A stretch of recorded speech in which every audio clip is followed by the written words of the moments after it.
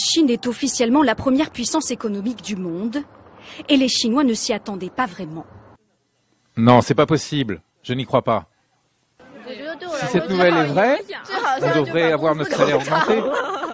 Si la Chine est vraiment le numéro 1 mondial, on devrait doubler mon salaire à 700 €. Le pays détrône les États-Unis, qui occupaient cette place depuis plus de 140 ans. En 2013, les Américains avaient une courte tête d'avance, mais en 2014, tout bascule. La Chine devient première puissance avec 17,6 milliards de dollars de produits intérieurs bruts, contre 17,4 milliards pour les États-Unis. Une longueur d'avance qui va s'accentuer. D'ici 2018, la Chine pourrait distancier largement les Américains. Pourtant, il y a seulement 30 ans, Shanghai ne proposait que des marécages à perte de vue. Aujourd'hui, les gratte-ciels poussent comme des champignons. Une transformation éclair qui a mené la Chine à la première place mondiale. En seulement quelques années, le pays est devenu l'usine du monde et un partenaire économique incontournable. Un bond en avant rendu possible par une croissance vertigineuse. Depuis 1980, le PIB est multiplié par 2 tous les 10 ans. Il s'envole dans les années 2000 pour dépasser les 17,6 milliards de dollars en 2014. Mais si la Chine concentre une grande part de la richesse mondiale, elle doit la partager entre 1,3 milliard d'habitants. Résultat, du point de vue de la richesse moyenne par personne, le pays n'est qu'au 89e rang, encore très loin de la première place.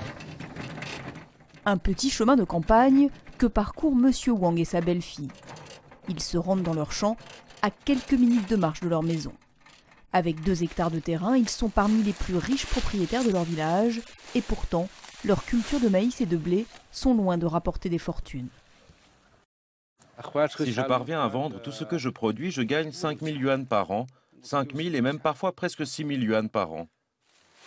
Environ 6 000 yuan par an, soit 900 francs, c'est 3 fois moins que ce que gagnent en moyenne les Chinois qui vivent en ville. À Maowu, le village de Monsieur Wang, la vie suit tranquillement son cours. Le village a bénéficié d'aide du gouvernement, alors ici, les maisons sont quasi neuves. C'est le seul luxe des habitants qui doivent travailler sans relâche pour joindre les 2 bouts. Franchement, on arrive tout juste à vivre de ce qu'on fait pousser.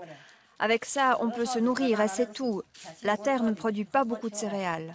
La vie est dure ici à la campagne. D'ailleurs, les jeunes sont partis à la ville pour y travailler. Dans cette province du Gansu, la terre aride ne permet pas aux paysans de vivre confortablement.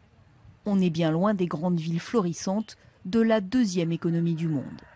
Une inégalité qui grandit entre les villes et les campagnes, et même entre les campagnes.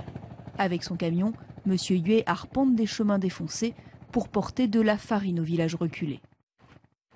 Personne n'entretient ce chemin, personne ne s'en occupe. Des enclaves où la vie est encore plus difficile que dans le village de Maowu. Faute de routes praticables, les paysans ne se déplacent pas et ici, les habitants ne gagnent guère plus de 150 francs par an. Ils font partie des 128 millions de Chinois sous le seuil officiel de pauvreté. Ce sont les oubliés de la croissance.